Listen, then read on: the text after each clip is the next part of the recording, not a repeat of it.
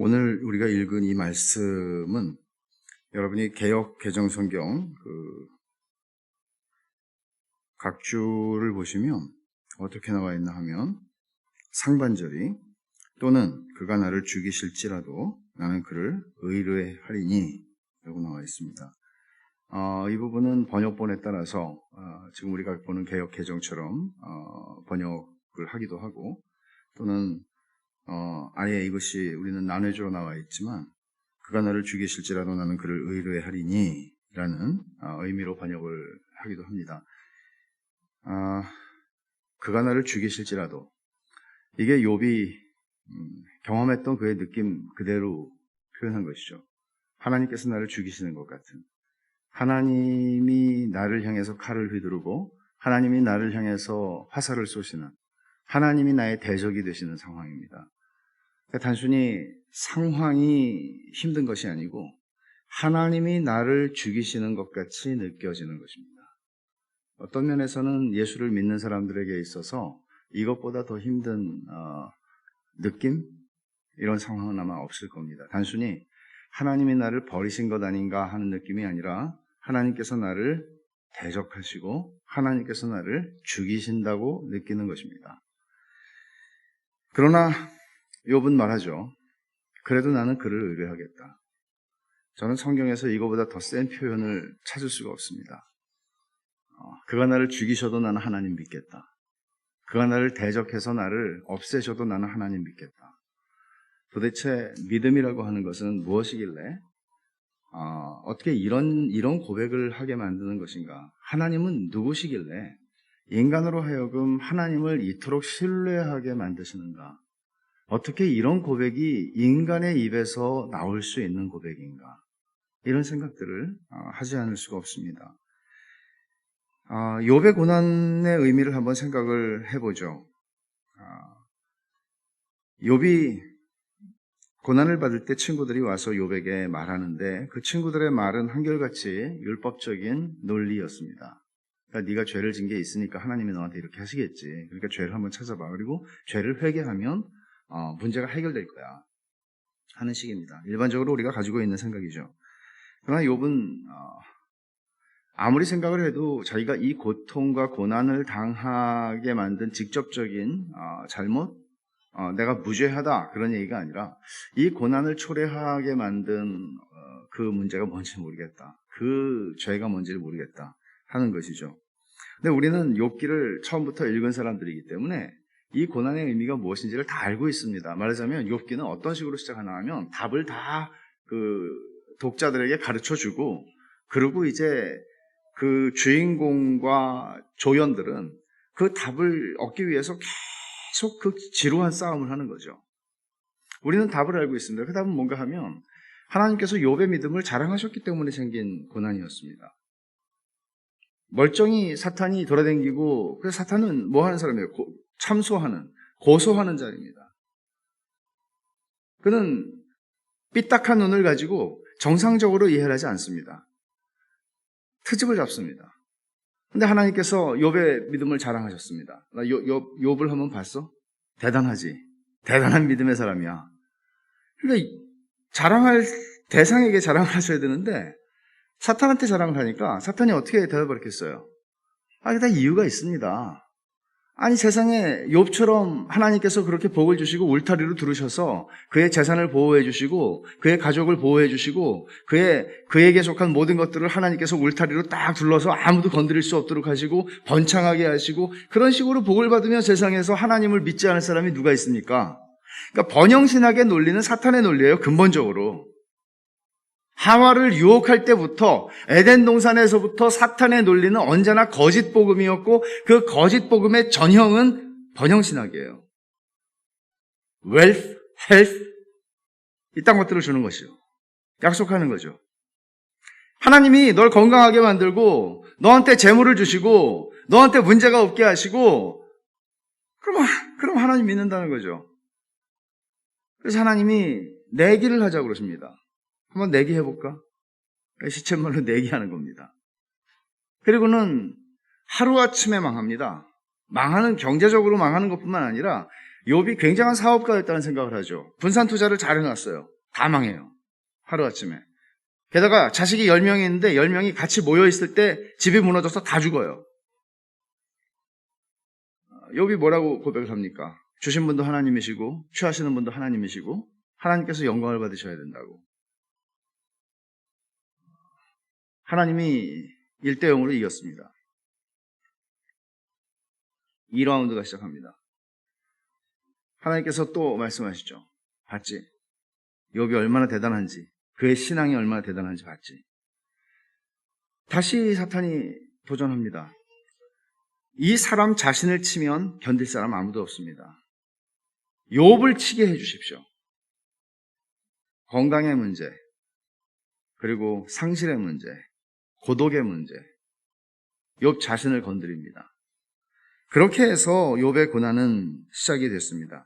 그러니까 근본적으로 그래서 이제 이 긴 이야기가 시작된 거죠. 사탄의 접근 자체는 믿음에 대한, 제가 이번에 3번 설교를 하는데 그 3번 설교를 하는 것 가운데 기본적으로 중요한 키워드가 있어요. 그건 뭔가 하면 고난이라는 것이고 하나는 믿음이라는 것입니다. 그러니까 믿음이라는 것은 우리의 어떤 힘든 환경을 고난이라고 할 때 그 속에서 어떻게 믿음은 일하는가.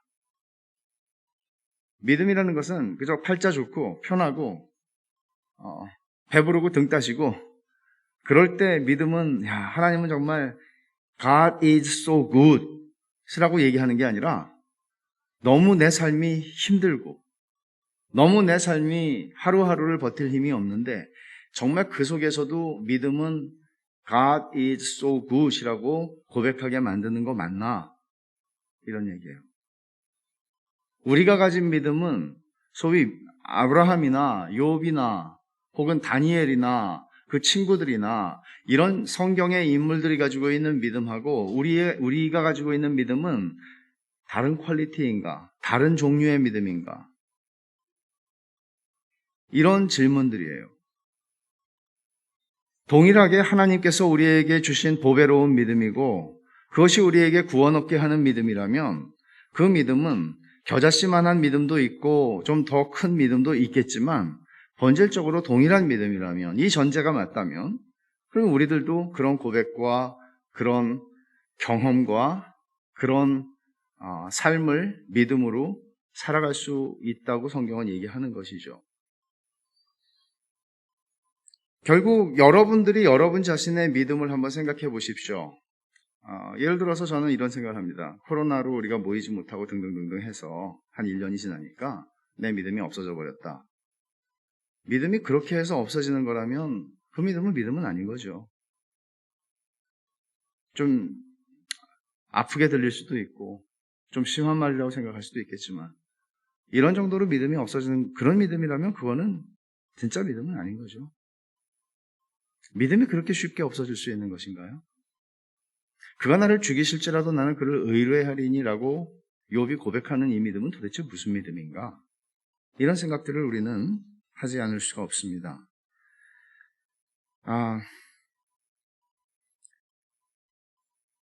이 라운드가 시작이 되고 욥의 고난은 깊어지고 이 속에서 욥과 욥의 세 친구들이 싸운다기보다는 계속해서 논쟁하죠. 논쟁하는데 이 논쟁의 주제는 사실 고난이라고 하는 문제를 다루는 것이기도 하지만 믿음이란 무엇인가 하는 문제. 왜냐하면 고난의 이유를 찾는 이 대화들인데 더 큰 그림 속에서는 하나님과 사탄의 대화가 있거든요.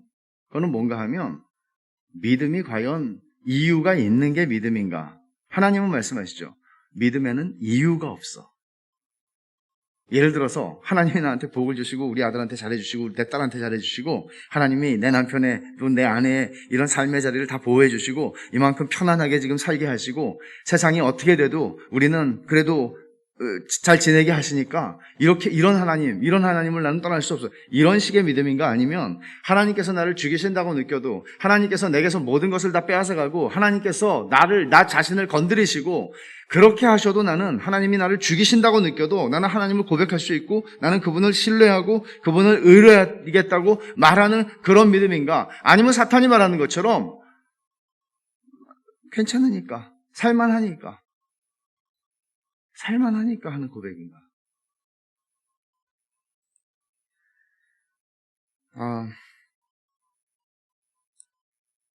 근본적으로 욥의 고난의 성격을 이렇게 말할 수 있을 거예요.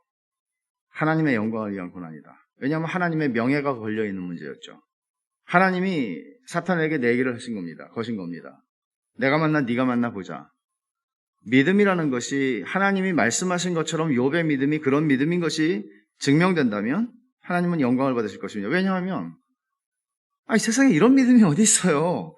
그가 나를 죽이실지라도 나는 그분을 신뢰하고 그가 나를 대적하셔도 나는 그분을 의뢰합니다. 이렇게 말하는 그 대상은 도대체 어떤 분이시길래 그렇게 말할 수 있습니까?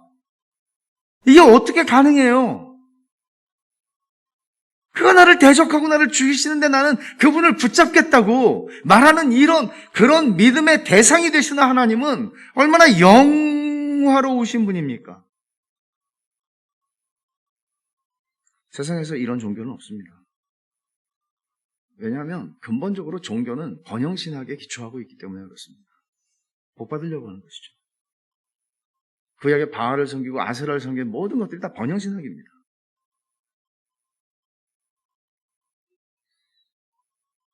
이 욥의 이야기는 사실 결말이 굉장히 아름답죠. 고생은 많이 했지만 그래도 너무너무 멋있게 해피엔딩 아니에요? 다 회복이 되고 더블로 하나님이 복을 주시는. 그러니까 어떤 사람들은 이조차도 이렇게 해석을 하죠. 결국은 참고 헛소리 하지 않으면 더블로 복을 받는다. 우리는 과정을 다 무시한 채, 성경은 굉장히 과정을 중요하게 생각을 해요. 우리의 삶을 바라보시는 하나님의 관점도 마찬가지예요. 우리는 결국에는 가기만 하면 돼. 천국 가기만 하면 돼. 그게 아니고 우리의 인생에 하나님께서 허락하시는, 우리의 인생에 하나님이 허락하신 우리가 걸어가는 우리의 노정, 우리의 코스가 다 다르잖아요, 사람마다. 그러니까 하나님께서는 이 과정을 굉장히 중요하게 여기세요. 욥기도 마찬가지예요. 결국에는 잘 됐다. 결국엔 잘 됐죠. 결국에는 잘 돼요. 그리스도인들의 인생은 해피엔딩이에요. 물론 그 해피엔딩이라는 것이 우리가 눈 뜨고 살아있는 동안에 해피엔딩을 보게 될지 안 보게 될지는 아무도 몰라요. 그렇지만 궁극적으로 영혼의 관점에서 볼 때 세상에 이런 해피엔딩은 존재하지 않아요. 우리가 바라는 것이 이 생뿐이면 세상에 우리처럼 불쌍한 사람은 없는 거죠. 바울 사도의 말씀처럼.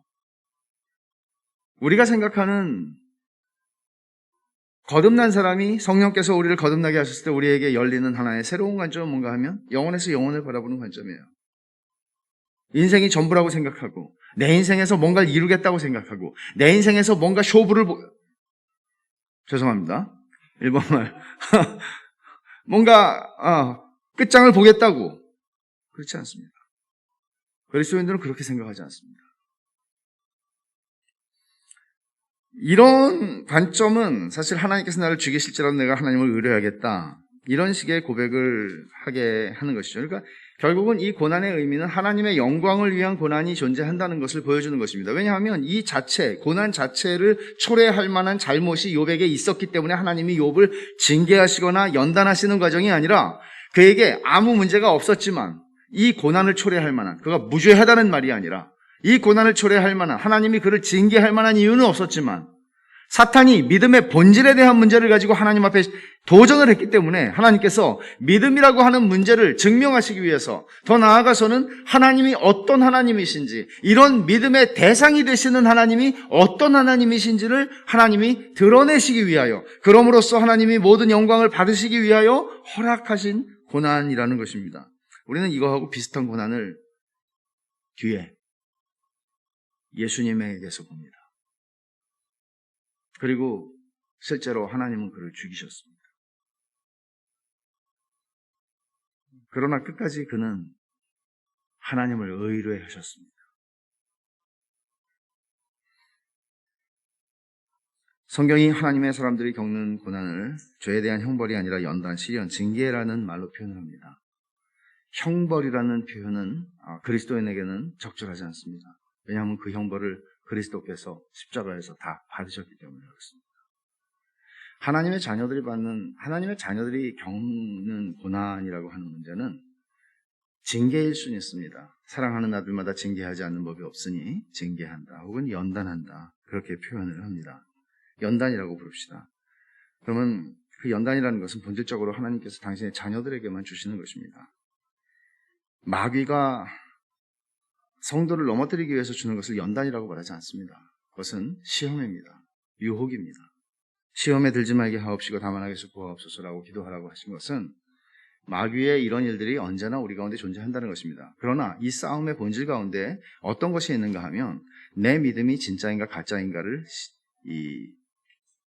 테스트하는 문제가 있다는 것입니다. 여러분들에게 주어지는 여러분이 원치 않는 환경과 상황을 여러분들이 맞닥뜨리게 될 때 그때 우리는 지금 이게 내가 빨리 여기서 탈출해야 되겠다, 빨리 이 상황에서 벗어나야 되겠다 하는 문제보다 더 중요한 문제가 하나가 있는데 그건 뭔가 하면 지금 우리의 믿음이 테스트를 받고 있다는 것입니다. 내 믿음은 과연 사탄의 논리를 증명해 줄 것인가 아니면 하나님의 말씀을 증명해 줄 것인가 하는 것입니다. 팔자가 좋으니까 내가 그전에는 믿음이 좋아 보였는데 세상에서 내가 이런 어려움을 당하니까 하나님이고 뭐고 다 없더라. 하나님이 나한테 이러실 수는 없지. 이런 식으로 하고 하나님을 버리고 떠나가는 그런 믿음이더라. 과연 그런가? 이것을 우리에게 도전하는 것입니다.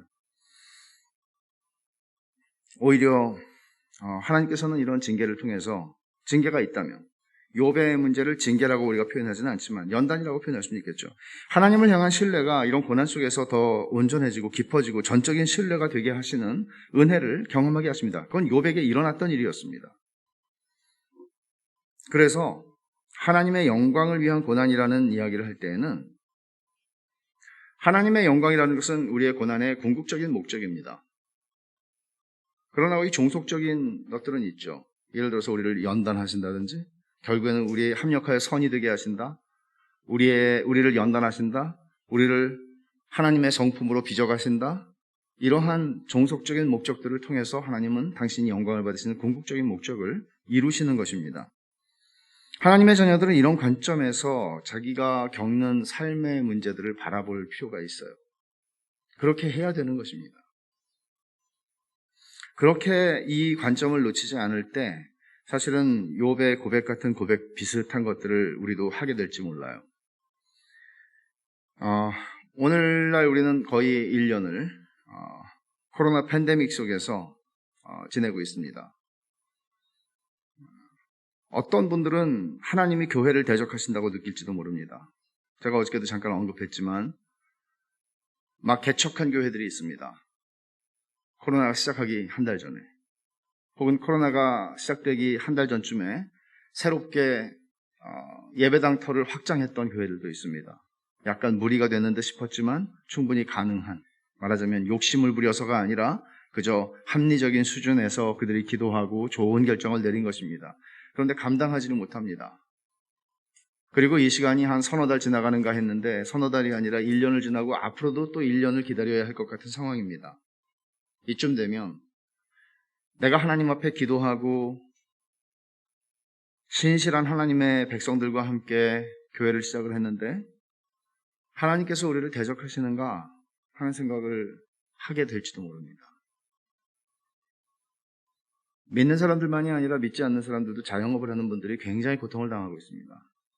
믿는 사람들은 하나님께서 나를 대적하시나 감당할 길이 없는 이런 경제적인 압박 속에서 하나님이 나를 대적하시나 하는 생각을 할 수 있습니다. 이런 상황들은 사실 왜냐하면 한번 생각해 보세요. 다니엘의 세 친구가 풀무 속에 들어갔는데 물론 그들은 그리 아니하실지라도라는 말을 하기는 했으나 하나님이 정말 그리 아니하시고 죽었어요. 들어가서 뜨거워 그렇게 하고 죽었어요. 그러면 그 순간에 만일 한 100분의 1초라도 생각할 수 있는 시간이 있었다면 진짜 이럴 줄은 몰랐다. 그럴지도 모르잖아요. 하나님이 정말 이렇게 하실 줄은 몰랐어. 하나님이 우리를 믿음으로 우리가 반응을 하고 믿음으로 했는데 하나님이 우리를 이렇게 배신이라고 느끼는 거죠. 그런 경험들, 그런 경험들이 우리의 삶에는 있어요. 왜 그런가 하면 기도를 했는데 기도를 하나님이 들어주시지 않는 경험을 하거든요. 분명히 예수님의 이름으로 무엇이든지 구하면 들어주신다고 그랬잖아요. 해석해야 할 문제이긴 하지만. 제가 아는 어떤 저자는 10살 때 주일학교에서 너희가 무엇이든지 내 이름으로 하면 내가 시행하리니라는 말씀을 처음 듣고 정말 그날 오후에, 주일날 오후에 자기는 너무 날고 싶었대요. 슈퍼맨처럼. 그래서 집에 좀 높은 곳에 올라가서 마당에서 정말 간절히 기도를 하고 뛰어내렸대요. 근데 못 날았어요. 그리고 그날 그는 말하자면 지금도 그런 분들이 있잖아요. 무엇이든지 기도하면 다 이루어진다고. 그러니까 너 지금 사업 안 되는 거 기도 안 해서 그래. 너 지금 이런 문제 있는 거 기도 안 해서 그래. 네 아이들 힘든 거 기도 안 해서 그래. 이런 사람들 있잖아요. 제가 별로 좋아하지 않는, 그렇지만 사랑해야 되는 사람들인데, 이런 그룹이 A라고 하면 자기는 10살 때 A 그룹을 탈퇴했다고 그래요. 믿음이라고 하는 것은 그렇게 단순하진 않아요. 단순하지 않아요. 그러나 그 단순하지 않은 믿음을 우리는 그런 식의 공식을 자기가 만들어서 그 공식 안에, 되지도 않는 그 공식 안에 내 이 복잡한 인생이라고 하는 것을 거기다가 끼워 맞추려고 하는 게 신앙의 싸움이 아니라는 거죠. 성경이 우리에게 설명하고 있는 방식을 깨닫는 것, 그 원리를 발견하는 것은 굉장히 중요한 문제예요. 성경이 말씀하고 있지 않고 성경이 가르치지 않는 방식으로 내가 믿고 싶은 대로 그 믿음의 공식을, 하나의 레시피를 가지고 거기다가 내 인생이라고 하는 그 복잡한 것을 갖다 맞추려고 하고 내가 살아가는 이 세상의 주변의 모든 것들을 갖다 맞추려고 하면 길이 없는 거예요.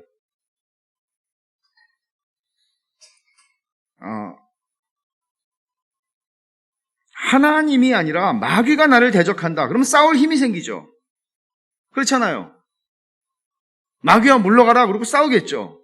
근데 마귀가 아니라는 걸 어느 순간 알아요. 이건 정말 하나님이 나를 대적하시는 거구나. 그럼 어떻게 싸워야 돼요? 그럼 어떻게 해야 돼요? 우리는? 하나님께서 야곱이 밧단 아람에서 한 20년을 지낸 다음에 야, 이제는 고향으로 돌아가라 말씀하셔서 야곱이 큰 결심을 하고 이제 가족들을 데리고 자기의 재산을 가지고 탈출을 합니다. 탈출이라고 말해야 되겠죠. 하여간 임자를 만났어요, 이 사람이. 자기 외삼촌이 라반, 대단한 사람이죠. 그리고는 이제 돌아갑니다. 돌아가는데 야곱에게는 수십 년 동안 왜 밧단 아람으로 왔어요? 형 에서를 피해서 도망온 거 아니에요. 근데 20년이 지났는데도 그 두려움이 있는 거예요. 그리고 보아하니 거의 지금 고향으로 돌아가고 있는데 사람을 보내서 알아보니까 형 에서가 400명이나 되는 군인들을 데리고 지금 나오고 있다는 거죠. 그러니까 이거는 뭐겠어요? 답은 하나밖에 없는 거죠. 형이 20년 동안 원한을 풀지 않고 이제 날 죽이려고 작정하고 400명의 군인을 데리고 오는구나. 나 이제 죽는구나. 그리고는 가축들을 보내고 선물로 형의 마음을 달래기 위해서, 이 야곱적인 방식이죠. 언제나 딜을 하는 거죠. 그리고는 자기의 자식들을 이제 또 처자들을 다 보냅니다. 그리고 그는 야복나루에 혼자 남습니다. 아주 칠흑같이 어두운 밤이었습니다. 얼마나 번민이 깊었겠어요. 베델에서 약속하셨던 하나님의 약속을 붙잡는 씨름을 시작하려고 했겠죠. 그런데 그때 갑자기 그의 어깨를 뒤에서 누군가가 굉장히 강한 손으로 확 잡는 거예요. 그럼 여러분 같으면 어떻게 했어요? 얼마나 무섭겠어요. 즉 가뜩이나 무서운데 1차적으로 그가 생각했을 것은 형 에서가 보낸 자객이구나. 죽었구나. 그런 생각을 했을 거라고요. 그런데 그는 하나님이셨어요. 밤새도록 싸웠어요.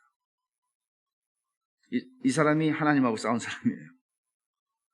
하나님은 전능하신 힘을 다 쓰지 않았어요. 하나님은 그에게 져주기 위해서 오셨어요. 날이 새도록 야곱하고 씨름을 했고 야곱의 환도뼈를 치고 야곱은 아마 평생 좀 다리를 절었을 것입니다. 근데 야곱은 당신이 나를 축복하지 않으면 갈 수 없다고 끝까지 붙잡죠. 야곱도 느꼈고 야곱도 알았어요. 나를 지금 대적하시고 나를 죽이려고 한 분이 하나님이구나. 근데 야곱은 그분을 잡아요. 야곱이 처음 해보는 경험이었겠죠. 나를 죽이려고 찾아오신 분이라고 생각했어요. 그리고 죽을 뻔했네 이렇게 얘기할 수 있는 거죠. 근데 그분을 잡아요. 나를 축복하지 않으면 갈 수 없습니다. 이 유명한 씨름의 본질을 호세아 선지자는 야곱이 힘으로는 하나님과 겨루되라고 표현을 해요. 하나님하고 싸웠다고 얘기해요. 근데 이게 3분 3회전 이런 싸움이 아니라 밤새도록 한 싸움이었습니다. 어떻게 피조물인 인간이 하나님하고 겨룰 수 있는가? 어떻게 인간이 하나님하고 이런 싸움을 벌일 수가 있는가? 우린 이런 생각을 하게 되는데 이 자체가 아이러니죠. 하나님하고 사람하고 싸운다는 것이. 그러니까 하나님은 당신의 힘을 다 사용하지 않으십니다. 그리고 야곱이 붙잡을 수 있는 모든 가능성을 제거하십니다. 말하자면 야곱 같은 사람은 이런 사람이죠. 내가 붙잡을 수 있는, 그러니까 내 몸뚱아리 하나만 건강하게 있으면 뭐래도 할 수 있는 사람이에요. 하나님이 그 몸뚱아리를 치십니다. 지푸라기를 붙잡죠, 사람이. 지푸라기를 잡는 심정으로라는 말 하잖아요. 근데 그 지푸라기를 하나님이 뽑아버리시는 거예요. 지푸라기를. 그야말로 내가 의지할 수 있는 모든 것을 마지막 지푸라기까지 뽑아버리시는 거죠. 그러니까 종종 우리는 막연한 기대와 믿음을 혼동합니다. 이런 말을 하잖아요. 예를 들어서 굉장히 아픈 사람이 있는데 우리가 이렇게 말하죠. 기도하면서 잘 될 거예요. 잘 될 거예요. 너도 잘 될 거야. 잘 될 거예요. 그래요. 근데 잘 된다는 말처럼 모호한 말이 없잖아요. 그게 무슨 말이죠? 병이 날 거라는 말인가요?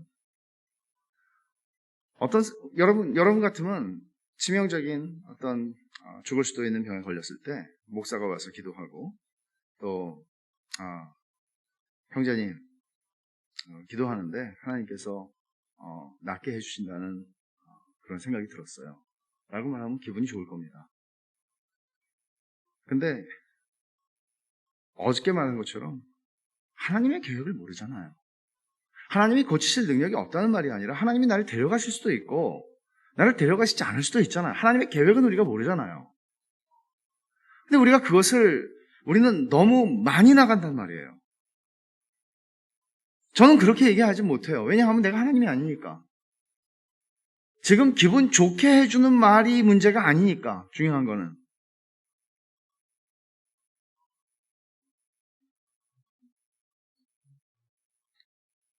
사람들이 생각하는 막연한 기대. 예를 들어서 이런 거죠. 사업을 내가 기도하면서 정말 신실하게 내가 믿음을 지키면서 사업을 하려고 하는데 사업이 잘 안 돼요. 그러면 금년에는 안 됐지만 내년에는 좀 하나님께서 복 주시겠지. 내후년에는 좀 되겠지. 이게 거듭 합니다. 그렇게 새해를 시작을 합니다. 주님, 정말 이번 해에 안 되면 저 죽습니다. 아시죠? 안 돼요. 근데 한번 생각해 보세요. 이러면서 이제 우리에겐 쓴뿌리가 생기게 되죠. 하나님을 향해서. 그러면 퀴즈예요. 막연한 기대와 믿음은 어떤 명확한 차이가 있습니까? 혹시 우리는 막연한 기대를 걸고 있는 건 아닙니까? 하나님한테. 내년엔 잘 되겠지. 이게 믿음입니까? 막연한 기대입니까? 내가 병이 걸렸을 때 이 병이 낫겠지. 이건 막연한 기대입니까? 믿음입니까? 막연한 기대와 믿음의 차이가 무엇입니까? 막연한 기대라는 것은 소위 긍정적 사고방식, 긍정적인 이 긍정신학을 얘기하는 이런 번영신학에서는 다 얘기하는 것입니다. 말한 대로 돼. 말을 잘해라. 말한 대로 된다. 그것이 믿음입니까? 성경이 말하는 믿음이 그런 것입니까?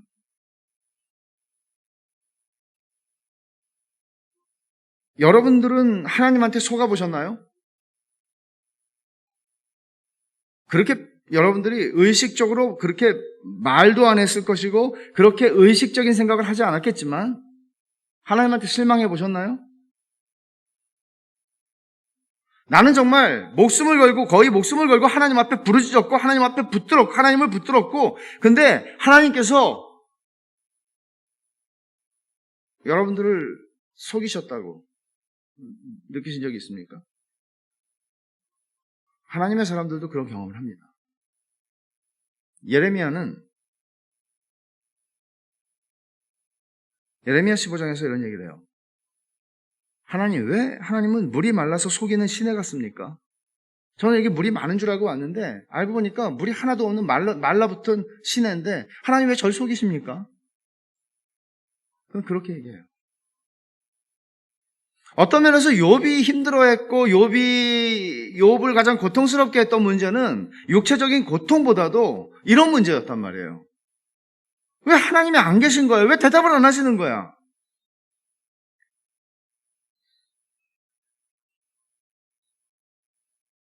우리가 그저 뭔가 잘 되겠지. 내가 예수 믿는 사람인데 어떻게 되려고 잘 되겠지. 라고 생각하는데 잘 안 됐어요. 그런데 그런 것들은 우리는 막연한 기대라고 그러지 그걸 믿음이라고 말하진 않아요.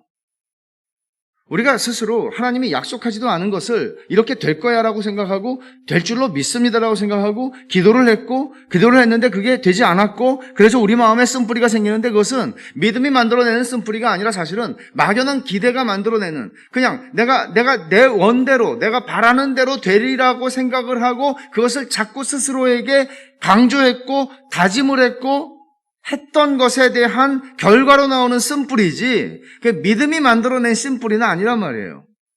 믿음과 막연한 기대의 근본적인 차이는 뭔가 하면 믿음은 철저하게 하나님의 약속에 근거하는 것입니다.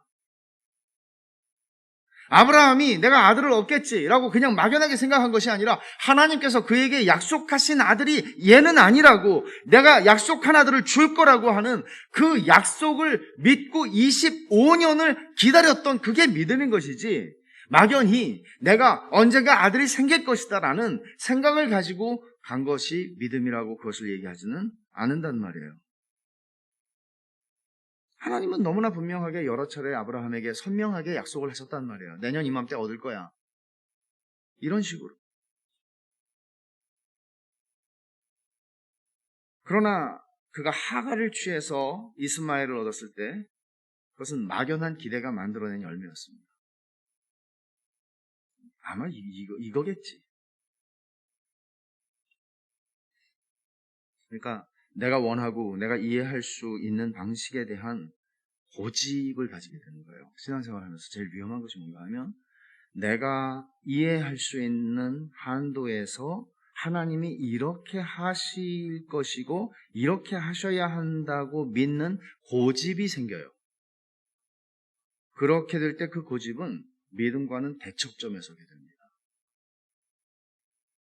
많은 사람들이 이런 유사 믿음을 가지고 열심히 삽니다. 그러나 그것이 만들어내는 것은 쓴뿌리죠.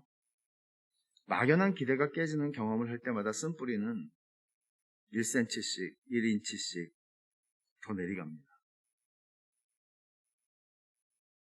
아브라함은 하나님의 약속을 자기 방식대로 처리하려는 시도를 한 후에 무려 13년이나 지나서 13년 동안 하나님의 침묵을 경험한 것 같습니다. 그러니까 이런 막연한 기대가 선하신 하나님께 대한 신뢰가 아니었구나라는 사실을 늦게 깨닫는 것이죠.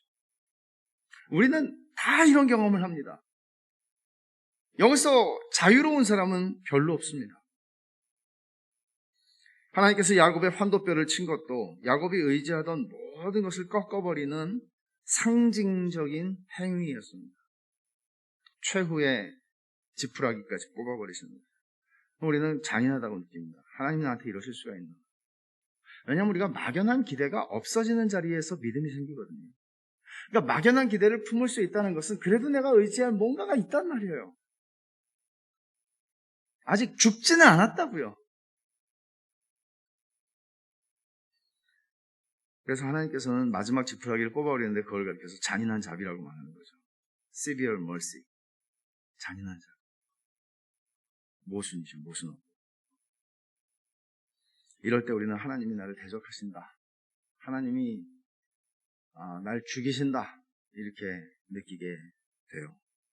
그러면 여기서 우리는 정말 선하신 하나님에 대한 진짜 신뢰라는 거는 뭐지? 막연한 기대가 아닌, 막연한 기대와 구별되는 하나님의 선하심에 대한 깊은 신뢰. 말하자면 욥이 고백하는 것처럼 그가 나를 죽이실지라도 나는 그분을 의뢰할 거야 라고 고백하게 하는 이런 신앙의 본질은 무엇인가 하는 것입니다. 첫째는 하나님의 약속에 대한 반응이라는 거예요. 하나님이 약속하신 것을 붙잡는 것이 믿음이지 내가 설정해 놓은 내 목표를 붙잡는 게 믿음이 아니다. 중요한 차이입니다. 언제나 믿음은 그분의 약속과 연결되어 있습니다. 만약에 여러분들이 하나님을 참되게 믿는다면 여러분들은 하나님께서 우리에게 주신 약속이 내 삶에, 우리 삶에 영향을 미치는 삶을 필연적으로 살게 됩니다. 그러니까 하나님의 약속, 하나님의 말씀이 내 삶에 영향을 깊이 미치게 된다고요. 여러분의 믿음이 참된 믿음이라면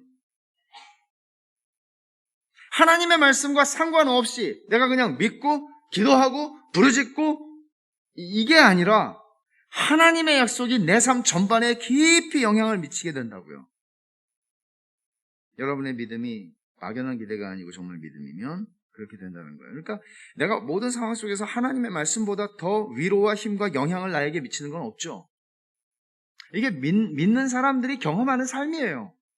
여러분들이 어떤 삶 속에서 하나님이 아니라 사람의 위로를 내가 아는 누군가로부터 위로를 받기를 원하고 심지어 그게 목사라 할지라도 그런 위로가 아니라 하나님의 위로가 정말 나에게 깊은 영향을 미치고 하나님의 말씀을 읽고 하나님의 말씀을 묵상하고 그 하나님의 말씀이 나에게 영향을 미치는 것보다 더 큰 영향을 누군가로부터 받는다면 여러분은 조금은 건강하지 않은 거예요.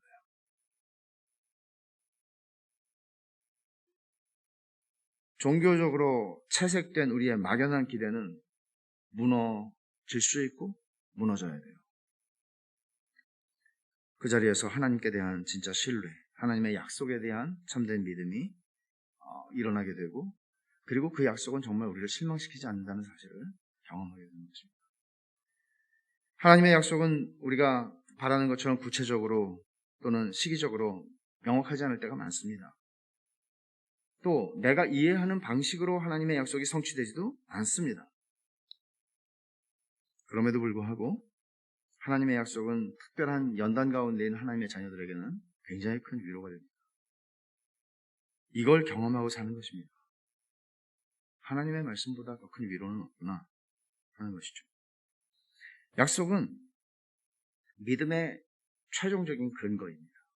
하나님의 약속은 하나님을 향한 우리의 믿음의 최종적인 근거이고 주님이 믿음을 불러일으켜주는 수단도 약속입니다. 하나님의 말씀을 읽고 하나님의 약속을 볼 때 우리의 믿음이 유발되는 것입니다. 성령께서 말씀을 통해서 그 일을 하시는 것입니다. 그래서 제가 정말 좋아하는 찬송 중에 리나 산데리 쓴 날마다 숨쉬는 순간마다라고 하는 이 노래의 세 번째 절의 가사를 보면 인생의 어려운 순간마다 주의 약속 생각해보네. 내 마음속에 믿음 잃지 않고 말씀 속에 위로를 얻네. 주님의 도우심 바라보며 모든 어려움 이기도다. 흘러가는 순간순간마다 주님 약속 새겨봅니다. 믿음의 본질을 기가 막히게 표현해준 가사입니다. 인생의 어려운 순간에 우리가 하는 것은 나의 막연한 기대를 다시 한번 품는 게 아니라 주의 약속을 생각하는 겁니다. 이 고백이 우리의 고백이어야 하는 것이죠. 궁극적인 승리와 영광에 대한 약속과 소망이 오늘 내가 경험하고 살아가는 나의 고난의 자리 혹은 환난의 자리에서 이것을 능히 견디고 이기게 하는 힘이 되는 것입니다. 그러니까 믿음은 하나님의 약속과 별개로 존재하지 않습니다. 이건 믿음의 굉장히 중요한 특징입니다. 본질입니다. 두 번째로 참된 믿음은 고난 속에서 빛납니다. 평상시에는 그렇게 이런가 저런가 했는데 고난이 오자 내 믿음이 빛을 발하기 시작합니다. 진짜 믿음의 특징입니다. 평상시에 막 들썩들썩하는 게 믿음이 아니고 조용하다가 정말 힘든 자리에 갔을 때 그 믿음이 힘을 내고 빛을 내는 거죠. 굉장히 중요한 것입니다. 중요한 믿음의 본질입니다. 흔들리지 않는다는 말을 하는 게 아닙니다. 고난이 오고 하나님이 나를 죽이시는 것 같이 느낄 때 모든 사람은 다 흔들리고 거의 죽을 뻔합니다. 그러나 결국에는 빛을 발하죠. 그리고 그런 고난을 통해서 하나님이 우리 안에서 이루시는 일은 뭔가 하면, 지금 결론을 설명하는 거예요. 우리 안에 나도 모르게 의식적으로 무의식적으로 의지하고 살아가던 나의 그 몇 개 안 남은 지푸라기들을 다 뽑으세요. 다 제거하세요. 우리의 믿음이 온전하게 하나님을 향한 믿음이 될 수 있도록 하나님께서 그 과정 속에서 일하시는 겁니다. 그래서 로마서 4장에서 바울 사도는 이렇게 표현을 하죠. 우리의 믿음을 설명하면서 구원 얻게 하는 믿음, 의롭다함을 얻게 하는 믿음을 설명하면서 아브라함의 얘기를 하며 이렇게 말하죠. 아브라함이 바랄 수 없는 중에 바라고 믿었다. 그러니까 그가 상황은 바랄 수 없는 상황이었다. 도저히 기대할 수 없는 상황이었다. 내 안에는 아이를 낳을 수 있는 능력이 없고 나 역시 그러한 그런 상황 속에서, 그러니까 바랄 수 없는 중에 바라고 믿었다. 이게 믿음의 본질이라는 거죠. 왜냐하면 바랄 수 있는 상황에서 바라는 믿음은 그게 진짜 믿음인지 아닌지 어떻게 알겠어요? 여러분, 예를 들어서 여러분들이 너무너무 어떤 표현이 있을까요? 뭔가 정말 하나님이 여러분에게 엄청난 은혜를 주셔서 여러분이 바라는 것들을 이루어 주셨고 이 세상에서 여러분의 삶이 더 윤택하게 됐고 보장을 받게 됐고 그래요. 그래서 주님 정말 너무 감사합니다 라고 하는데 그 감사가 얼마나 섞인 건지 아닌지 알 수가 없단 말이에요. 좋으니까 누구나 감사할 수 있잖아요. 좋으면. 근데 정말 이 사람을 보면 하박국처럼 삶의 생존의 모든 조건이 다 끊어져 버렸어요. 상황이. 설명 불가. 우리의 양이 없어요. 외양간에 소가 없어요. 포도나무에 열매 없어요. 감람나무 소출 없어요. 무화과나무 없어요. 하나도 없어요. 삶의 상황이 기뻐할 이유도 없고 즐거워할 이유도 없고 살만한 이유도 없어요. 근데 그는 뭐라고 그래요? 나의 구원의 하나님을 인하여 내가 기뻐하고 즐거워한다고 말해요. 이때는 우리는 알죠. 이거는 의심할 수 없는, 이건 믿음의 증거구나. 좋을 때 하는 감사가 가짜라는 말이 아니에요. 좋을 때 하는 감사도 중요해요. 우리는 부에 처할 때나 빈에 처할 때나 언제나 자족함을 알고 감사할 수 있어요. 그런데 정말 내 모든 조건들이 사라져버렸을 때, 아무것도 기대할 수 없을 때, 그런 상황 속에서 하나님께서 우리의 믿음이 빛을 발하게 하실 때 우리는 뭘 알게 되나 하면, 이게 뭐지? 우리를 놀라게 하시는 거예요. 하나님이. 아니 이게 내가 가진 믿음이 맞아? 아니 내가 어떻게 지금 막 원망하고 불평하고 그냥 때를 써야 되는데 이게 내가 한 말이 맞아? 내가 말을 하고 놀라는 거예요. 그가 나를 죽이실지라도 내가 그를 의뢰하느냐 놓고 내가 깜짝 놀라는 거예요. 하나님이 이렇게 우리에게 우리의 믿음을 보여주시고 입증하시고 증명하시는 거예요. 상황이 하나님의 약속과 충돌될 때, 내 삶의 상황이 하나님이 나에게 주신 약속과 충돌될 때, 그때 믿음은 진짜 능력 있게 나타나요. 이게 믿음의 본질이에요. 믿음을 막연한 기대의 수의 경우의 수다라고 생각하면 안 돼요. 나에게 얼마나 많은 가능성이 더 남아있는가? 그것이 내가 믿음을 붙잡는 것이라면 그것은 막연한 기대하고 조금도 다를 바가 없어요. 하나님의 약속에 대한 참된 믿음은 전보다 더 악화된 상황 속에서, 전에는 붙잡을 지푸라기 몇 개라도 있었는데 이제는 완전히 다 사라진 현실에서 그 존재를 비로소 드러내고 빛나기 시작하는 것이 참된 믿음이에요. 그래서 참된 믿음은 상황과 현실을 거스르는 힘이 있어요. 지푸라기 붙잡는 건 믿음이 아니에요. 그건 믿음 없어도 다 해요, 인간이면. 지푸라기가 다 없어졌는데 그때 진짜 믿음이 발휘되어 있어요. 마지막으로 참된 믿음은 하나님이 믿어주시는 믿음이다. 이게 무슨 말인가 하면 믿음의 본질은 내가 하나님을 믿는다 하는 것으로 믿음의 본질이 다 설명되지 않아요. 믿음은 쌍방적인 것인데 내가 하나님을 믿사오니라고 말하는 것만이 아니라 하나님이 내 믿음을 믿어주시는 거예요. 그게 욥기에서 분명하게 나타나는 거죠. 뭐예요? 하나님께서 욥의 믿음을 믿어주셨기 때문에 욥이 고난을 당한 거예요. 사탄이 얘 가짜입니다. 얘 다 이유가 있습니다. 까닭이 없이 하나님 믿는 사람 세상에 없습니다. 욥은 근본적으로 여러분의 믿음을 인정하지 않습니다. 욥은 근본적으로 여러분의 믿음은 가짜라고 믿습니다. 욥이 아니고 사탄이. 사탄은 근본적으로 우리의 믿음을 삐딱하게 봅니다. 그리고 그걸 증명하고 싶어 합니다.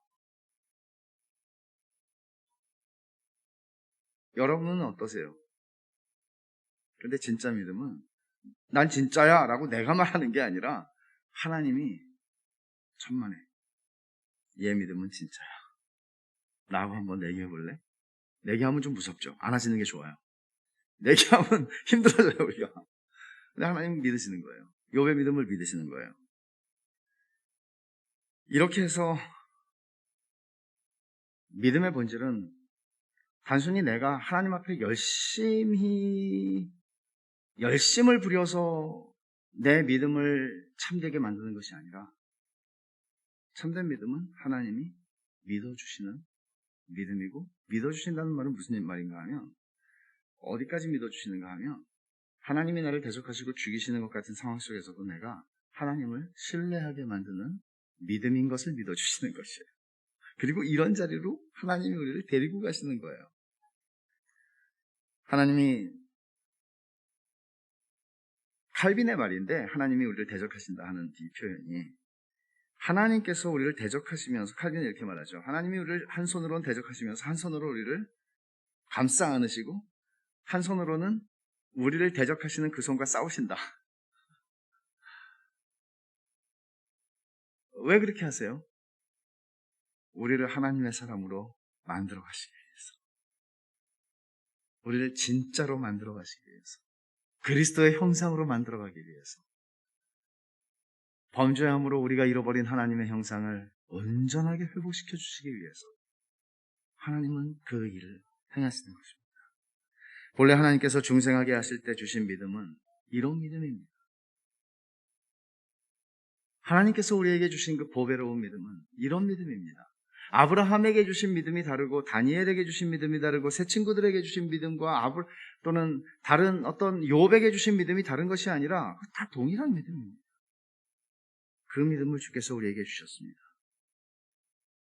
그리고 이 믿음은 결국 은혜로밖에는 설명할 수가 없는 믿음이고 우리가 맞닥뜨리는 모든 불가능한 현실, 나를 하나님이 대적하시는 것 같이 느껴지는 그 현실을 정확하게 알고서도 약해지지 않고 그 상황 자체를 보면 이건 하나님이 날 죽이시려고 작정하셨구나 라고 생각하는 상황에서도 믿음이 약하여지지 아니하고 바랄 수 없는 중에 바라게 만드는, 그리고 결국은 견디게 만들어서 이거는 뭐지?